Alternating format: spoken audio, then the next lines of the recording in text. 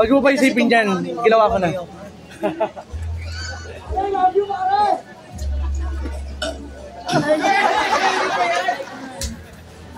Sa layo ng aking pinanggalingan, ang baba ng mic! Taas nyo. Yan, ganyan.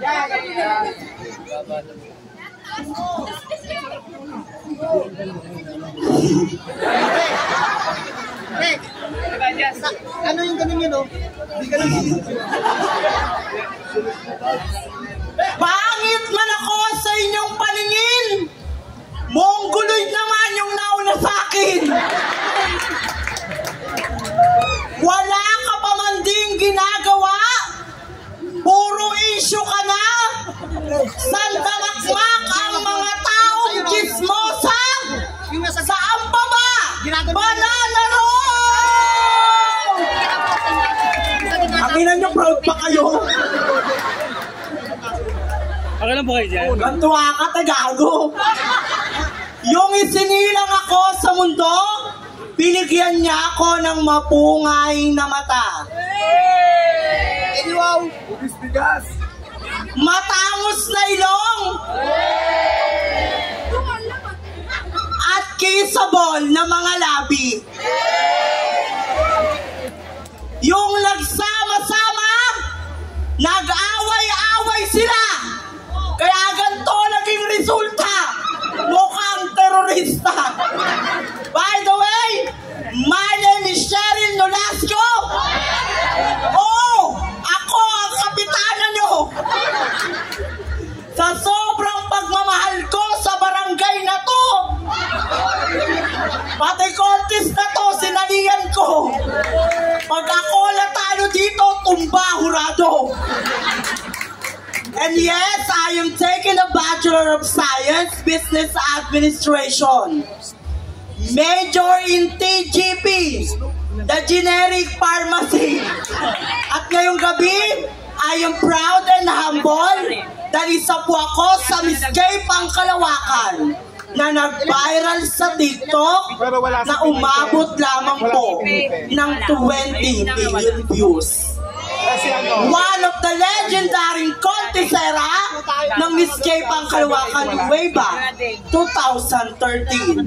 Ang babaeng namahit ng cake sa isang waiter. Why don't you try to give me a clap and make waiter one and only Binibining Alex Gonzangano.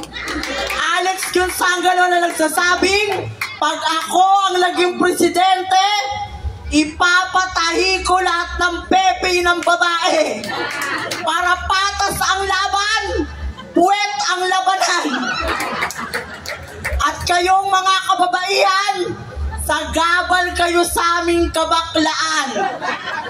Isusubo na lang namin, inuupuan nyo pa. Kaya naglalasang patis.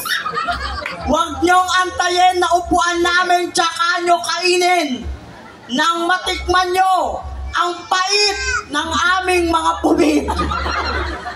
Again, judges, and to all my dear friends, kung kasalanan ko po ang pagiging bakla at pagkakaroon ng pangit na mukha, hinihingi ko po ng kapatawaran. Ngunit kung kaligayahan naman ng inyong pamayanan mula po sa lungsod namin sa Pandibulacan hanggang dito sa inyong nasasakupan, umaamot po ako ng masigabong palakpak. Dahil ngayong gabi, papalitan po namin ang pamantayan ng tinatawag niyong kagandahan. Ang ganda ng ilan, sexy ng karamihan, tatapatan, hihigitan, minsan pa nga po'y lalamangan ng taong nasa inyong harapan. Dahil hindi lamang po pagpapatawa ang nais ko, dahil gusto ko po maging inspirasyon sa mga kabataan dito sa ating lipunan. Yes, I am proud because I am running from SK Kagawad. And always remember, ladies and gentlemen, wearing this festival costume is not about how big, how elegant, or how beautiful your costume is. Dahil ang pagsuot ng pambansang kasuotan ay kung papaano mo irespeto ang iyong bayang sinilang. Judges, my festival costume that I'm wearing for tonight, all the way from the giant lantern of the Philippines, San Fernando, LGBT, Pampanga. Marami pong salamat.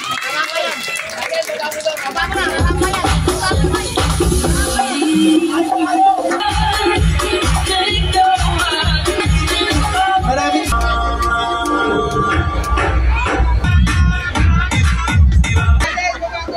Ako mag-a-adjust. Paano magsasalita? Sa rakit yun.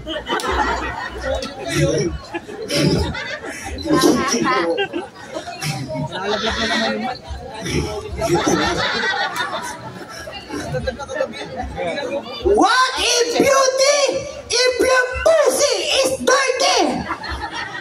Kapag ang araw lumubog na, ibig sabihin, gabi na.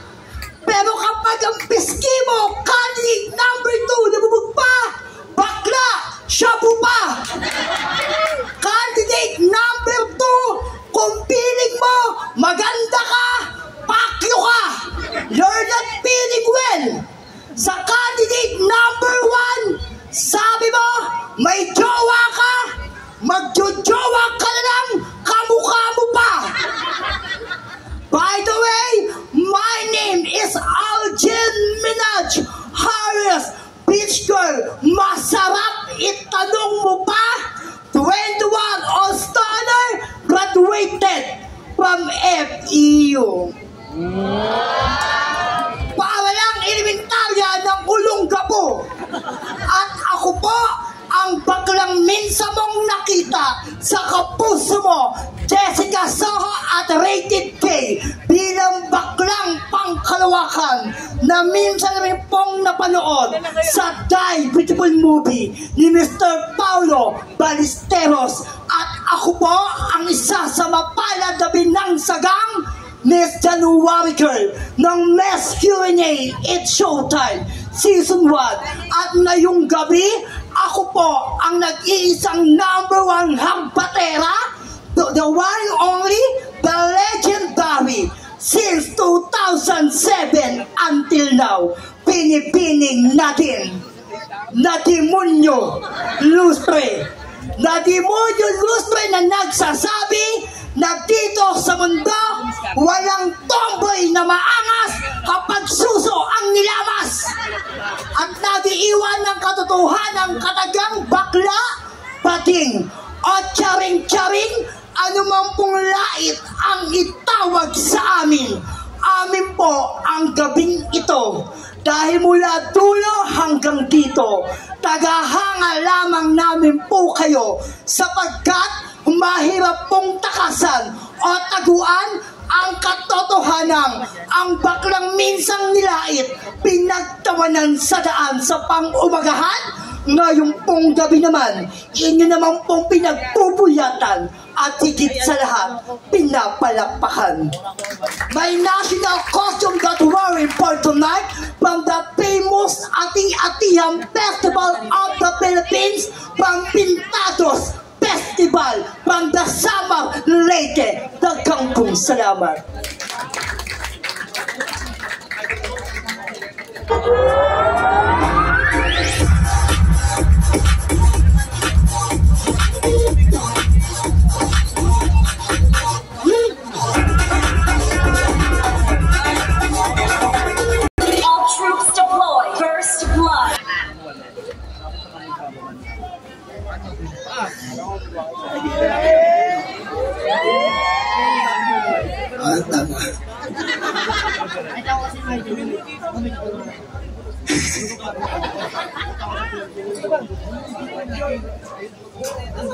Candidate number 3, ang pangit mo, kamukha mo papa mo, tangina mo. Sa lahat po ng kalalakihang naririto. Kung ako na lang po ang babae sa mundo, papakasalan niyo po ba ako? Uulitin ko, kung ako na lang po ang babae sa mundo, papakasalan niyo po ba ako? Nagmamakaawa na ako! Kung ako na lang po ang babae sa mundo, papakasalan niyo po ba ako? Mga popo kayo ah. Baka hindi niyo naiintindihan. English na lang. To all boys, will you marry me? Fuck you. Fuck ganun. Ako nga po pala ang babaeng nag-iisang judge sa Pilipinas Got Talent. Opo, tama po kayo. Sabay-sabay po nating palakpakan at iyawan ang nag-iisang Miss Angel Boxing Junior III. Miss Angel Boxing Junior III, nag-iiwan ng kataga. Hindi lahat ng naka-face mask cute. Yung kasunod ko, pinot. And I thank you.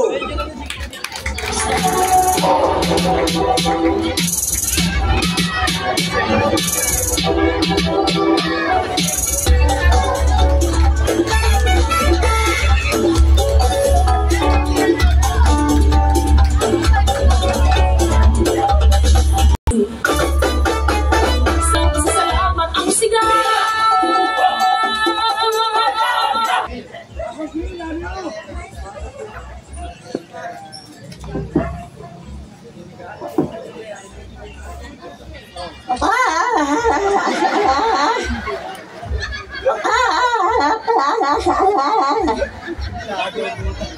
O ano?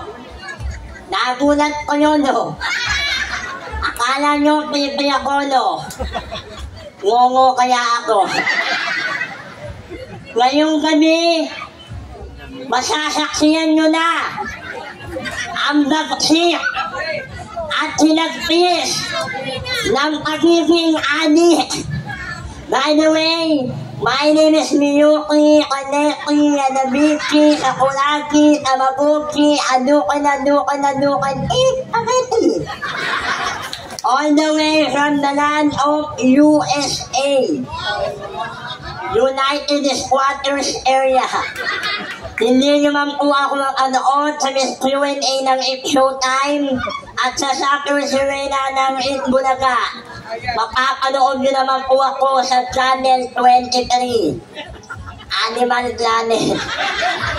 Sabay-sabay ko din yung palakpakan at sayawan, ang babaeng nagmula sa langit, bumagsak sa lupa, nauna mo ka, kaya may biyak sa bunganga. Your one and only binibining Barbie. Barbie Ngot Ortesa, na nag-iiwan po sa inyo ng isang katotohanang kataga na hindi lahat ng nasa CR, babae at lalaki, minsan tae. At ngayong gabi, sa lahat po ng mga kandidata, ako lamang po ang kandidatang may diferensya. Ngunit naniniwala po ako na naitin man po ako ng iilan, kutsain man po ako ng karamihan. Ang aking pagiging may kapansanan ay hindi po magiging hadlang upang ako po ang tanghaling miskin ang kalawakan sa inyong barangay na nasasakupan. Dahil naniniwala po ako na kaming mga may kapansanan, patas na lumalaban dito sa ating lipunan. Once again, I am your candidate number 5, Panel Board of Judges. Mark my number, because tonight, I will give you a show and a night to remember. Maraming salamat po.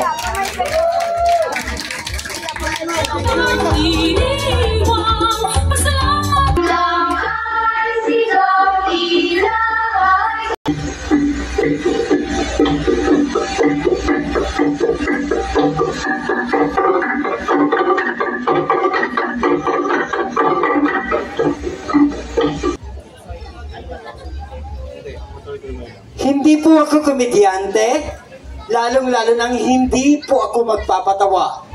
Ngunit kahit kailan, hindi ako gagamit ng mga bastos at malalaswang salita para palakpakan at hiyawan ng iba. Sapagkat 50% po ng mga manonood ay bata.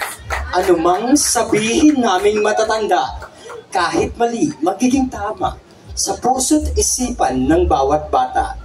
Alinsunod sa advokasya ng LGBT Pilipinas, kaisa po ako sa patuloy na naninindigan, naniniwala at lumalaban para sa aming mga karapatan. Kaya para sa lahat po ng mga taong naniniwalang mapagtatagumpayan namin, tuluyang maisa sa batas ang patuloy naming ipinaglalaban. Ngayon pong gabi, maaari niyo po ba kaming bigyan ng isang masigabong palakpakan? Sa layo po ng aking pinanggalingan at sa ilang pagsubok na aking dinanas, narito po ako ngayon sa inyong harapan, hindi upang kutyain at laitin, kundi upang inyong hangaan. Dahil ngayong gabi, magiging bahagi kami ng pahina ng kasaysayan dito sa barangay na inyong nasasakupan. What a glamorous evening, beautiful people of this barangay. A lady in front of you is a graduate of Bachelor of Secondary of Education, major in History in Bulacan State University. And I am truly proud, summa cum laude. Yes, I am proud to say that I am a teacher licensed by a profession in Baliwag University and one of those legendary contestants, Miss Gay Pangkalawakan, way back to 2008. My real name is Tony Altamirano, but tonight, may you please allow me to stand by the name ang minsang itinanghal bilang isang fourth runner-up ng Miss Universe 2010 at nag-iwan po sa kanila ng isang major na kasagutan. Mga kaibigan, sabay-sabay po nating palakpakan at bigyang daan ang nag-iisa at walang kapares, Binibining Maria Venus Ra, na naniniwala sa isang katotohanan. Kung nais mong respetuhin ka ng mga taong nasa paligid mo, matuto ka munang irespeto ang sarili mo. Dahil kahit kailan, ang tunay na respeto hindi kusang ibinibigay, kundi taus-pusong ipinagkakaloob. Judges, the national costume that I am wearing for tonight is all the way from the 7,107 majestic islands of the Philippines, from the first Malayan Republic, the land of Hindu civilization, from the Ragwag Second Festival of the Philippines, given from the province of Malay, Balay, Bukidnon. Daghang salamat po. In the Barbie world, press the hair. Imagination, life is nuts. You can play, it's fantastic. You can.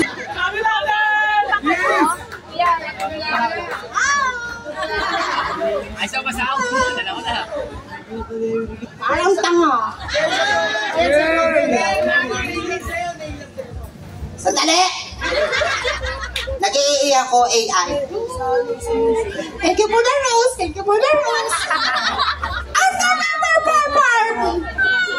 Ngayon lang po ba kayo nakakita ng manikang nakasabu? Tara, sabu. Sa buhay ko. Parang tanga. God is so creative. I mean, look at me.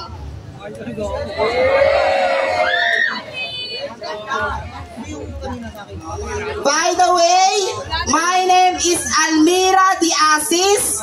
In English, Alzheimer disease. But you can call me Barbie. 23 ang edad ko, pero tawag sa akin Daddy, Daddy Yodi. All the way mula sa lugar na kung saan ang mga tao hindi nalolobat. Tondo, Manila. And I'm proud to say to you that I am graduated at De La Salle. Dede Lamas Biglang Salsal. At isa rin po ko sa SUMA. sumama sa adik. Hindi po ako cum laude. Ako po ang minsan nang nag-trending sa Facebook, Instagram, Twitter, UGIS, Pornhub. May scandal ako doon. All the way last, ang baklang nagpauso ng Snapchat sa buong mundo. Your Miss Q&A ng It's Showtime Port Runner-Up, Grand Finalist, Season 1, 2018. Ang pinaka-cute na adik sa buong mundo. Sabay-sabay po nating palakpakan at hiyawan ang apo ni Baby Ama, ang nag-iisa't walang kaparis, Miss Elsa Droga Mendoza. Miss Elsa Droga Mendoza na nagsasabing hindi lahat ng masarap ay mahal. Parang ikaw, masarap ka nga pero di ka naman minahal. At lagi niyong tatandaan, sa lahat ng mga ex ko, mahal ko kayo noon, maglaway kayo ngayon. My national costume for tonight, sabi po nila hindi po to costume, pero naniniwala po ako dahil sa Barbie, dito po kami naging bakla. Tandaan po natin, ang pagsuot ng national costume, wala po yan sa laki, wala yan sa ganda, pagkus nasa iyong pagdadala. Once again, my name is Elsa Droga saying, pagtapos ng inuman, for sure, may kantutan. And I thank you. Come on, party, let's